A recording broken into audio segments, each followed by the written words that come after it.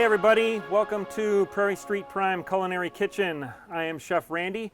Prairie Street Prime is your premier kosher meat experience. Today we're going to be talking about brisket. We're going to be talking about smoking a brisket, which is one of my favorite things. So right now we have a whole brisket. What we have done is we have done all the trimming for you because it's kind of like what we call a competition barbecue brisket. And what that means is there's a lot of fat on a brisket, so we trim it off. And the reason we trim it off is so that we create a nice bark. And we don't want to trim the fat off after we create the bark because it's a lot of flavor.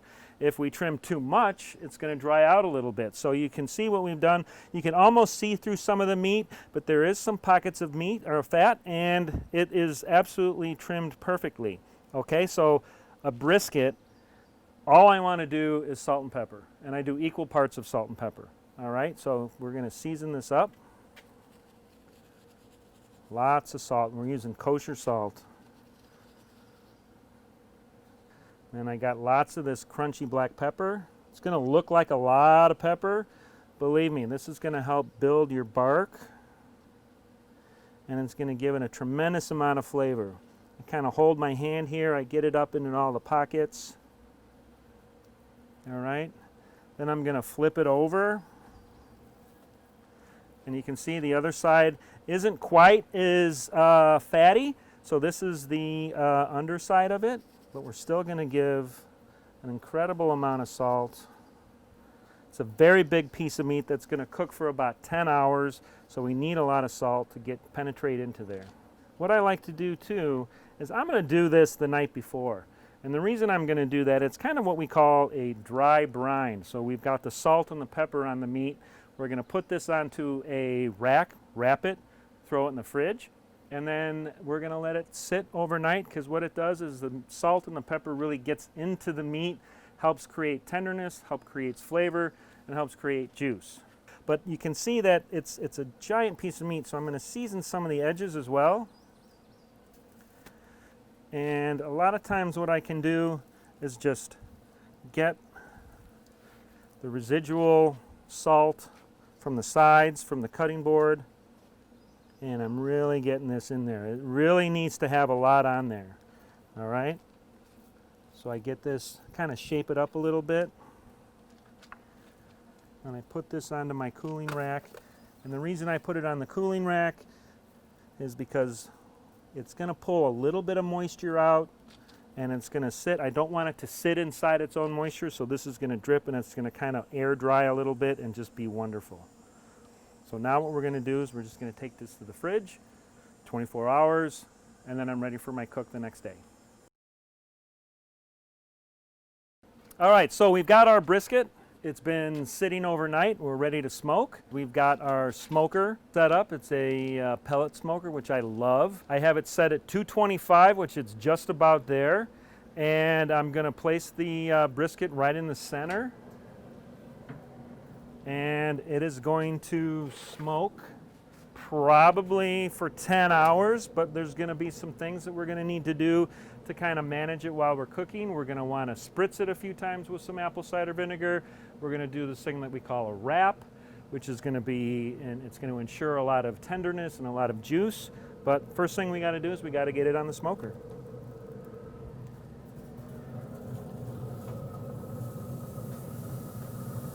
And that's pretty much it. Right in the center. It's ready to roll. Close the lid, and we're good to go. See you in a few hours. Okay, everybody, the brisket's been on for about 4 hours, so we're going to take a look at it. Got some great smoke going. So what's happening inside here is we're starting to develop a bark, which the bark is this beautiful crust that starts to form on the outside with tons of flavor, and it's exactly what we're looking for. So this is starting to get a beautiful color. The other thing we're going to do is we're going to take a little bit of spritz, which we're going to spray it. All that does is keep it nice and moist. I have a combination of apple cider vinegar and some light beer. I like that. You could use any type of juice or water or any type of liquid that you like. So this is just a quick spritz just to keep the outside of this moist. It's not going to really flavor it too much, but you know, it's just going to keep it nice and moist in here. All right, so that's about all we need to do. The other thing we're going to do is we're going to take the temperature. And the reason we do that, we're going to go right into the thickest part. We're at about 136 degrees. So we're looking for is, it's called a stall, okay? So when brisket's cooking, we're cooking it very slowly at 225 degrees. And when it stalls, what that means is it's kind of like saying, I just want to keep cooking, and it won't pass a certain temperature. And that's about 165. And at that temperature, we're going to take the brisket out, and then we're going to wrap it in butcher paper, and we're going to put it back on the smoker. We've developed enough crust, enough bark, and then it's going to gently cook with the smoke and the grill as we go.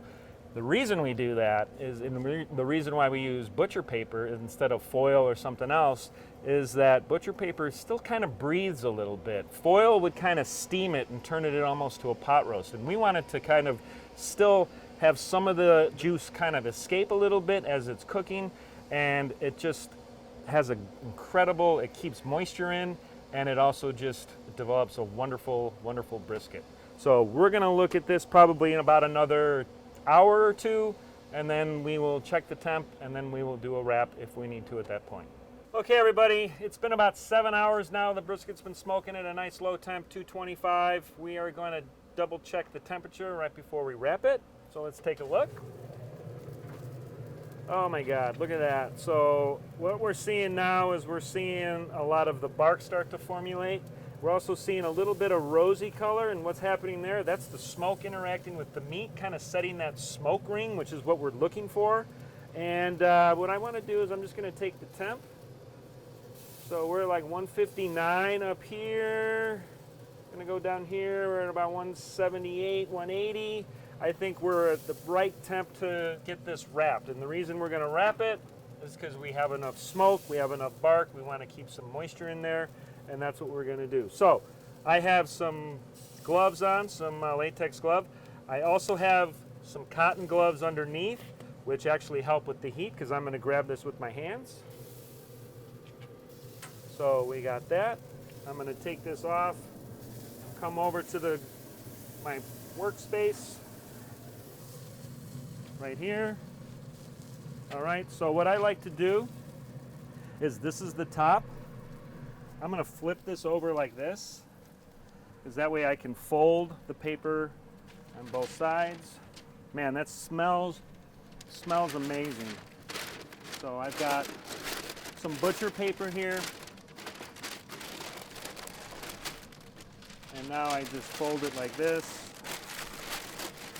And now I'm able to take this side like this, fold this side, fold this over, and fold this over like that. And the reason I do it upside down like a package is because we're going to go back to the grill, and then I'm going to fold it, flip it over like that, so it's not going to unwrap. All right. So now we have this like this. So we're ready to go. We still have lots of smoke, but it has got a ton of smoke, a ton of flavor on it already. And now this is just going to help keep moisture in and let everything just cook nice and gently. So we'll close the grill, come over here. We're going to turn this up to 275. It's probably going to take another 2-3 hours, but we'll keep looking at the temperature, and we will go from there. But this is exactly where we need to be right now. All right, everybody, we've got our brisket sitting right here. It was 10-hour low smoke, 225. We were basting it, we were spritzing it, we wrapped it right at the stall. It was about 165. We took it off the grill, we let it rest. It's probably rested for about an hour. It looks absolutely incredible. All this color on here is what we're looking for, and it's what we call the bark. And the bark is just that crunchy, smoky, wonderful bits. It's about time we're going to slice it. Couple things we need to look at. The brisket is actually two separate muscles. There's a muscle on the bottom that's called the flat. That grain runs this way, and we always want to slice against the grain. Then there's the top part that's called the point. But the point, tricky, goes this way. So we have muscles going this way. So there's a couple things we could do. We could separate these two muscles, or we could just start slicing right in the middle. we could slice towards the lean part, which is the flat, and the fattier part on the top, which I love actually, has the muscle grain going this way. So let's take a look at how we did. I'm just going to go right into the middle. The other thing is, I put the knife in there. I don't know if you saw that. One of the telltale ways that we know it's done is it kind of jiggles. You know, that's the way we do it. Sometimes barbecue guys will stick a fork in there and jiggle it a little bit, and that's what we know it's done. But we cooked it to an internal temperature of about 200, 198 degrees. So let's go right in. Oh my goodness. There, we got that. So this is a good representation of the two different muscles. We got the flat on the bottom here and the point on the top. And you'll notice this pink ring, that's called the smoke ring. That is what we are aiming for and what we're shooting for. What that is happening, that smoke is penetrating the meat, and that's telling us how well we did. We got a nice smoke ring. It's about maybe a 1/4 inch thick to a 1/2 inch. Perfect. It's super juicy. You can see that. It looks amazing. So I'm going to take a few slices off this. The grain's going this way, so we're going to slice it pretty much just how I sliced it. Sometimes I will cut it this way, and then I will cut slices this way. And look how juicy that is. It almost wants to fall apart. There's a point where you want your brisket to be super tender, but not mushy, and not dry. And this is not dry at all. And it's not dry because we did that wrap with the butcher paper. If there was a lot of surface fat, we would have to trim some of that away. And if we cook it like this and we get that bark, then we trim the fat away, then we've trimmed away my bark. And then we don't have the same experience. This is what we call kind of a competition trim, which is what Prairie Street Prime does with their barbecue briskets. It's a competition trim, and this just looks amazing. Now we got to turn it because the grain's going a different direction. This one we can cut right here, and we can see the different pieces. Now you see, this is the point. See, this is a total different look to it. The flat down here is really lean. This is the point, really a little bit more marbly, a little bit more fat. So we got this first piece here, got a couple slices off that. Other thing we can do, we can slice little chunks like this. But the name of the game is to continually slice it against the grain. And this looks absolutely delicious. This top part right here, a lot of times is considered what they'll call the burnt ends. A lot of barbecue guys will take the point off, which is this whole piece right here. They'll actually double smoke it again to really get a lot of bark on there. And it is just absolutely, I mean, look at that. It's tender. So if I look at this, I have an incredible smoke ring. I have juice. It's pull apart, but it's not mush, right? It's not really, really soft, but it's absolutely mouth-watering. So, oh my God. I don't even know what to say. This is smoky, crunchy, unctuous, juicy, tender. It's absolutely unbelievable. It really is. It's unbelievable.